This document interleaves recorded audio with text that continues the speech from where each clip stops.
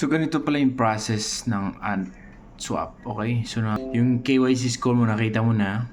Okay? Kasi nakadepende yan kung ilan yung bibigay sa yung USDT.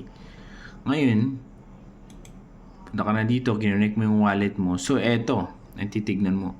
Yung season unswap pool sa 1,000 USDT. Ibig sabihin yan yung paghatian nyo sa lahat ng mga nag-submit ng kanilang points. Hindi mo atang i-submit lahat. Okay? So, sa first request, second request, third request. So, sa akin, meron akong 426 na titira remaining points. Yung 1,000, request ko dun. 1,000, request ko dun. So, magre-request ulit ako dito ng 1,000. Try natin na. Yan.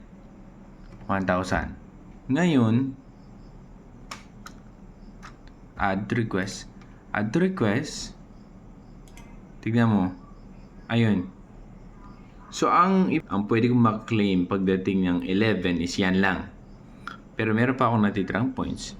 Okay? Tapos, pag-claim na ito sa 11.25.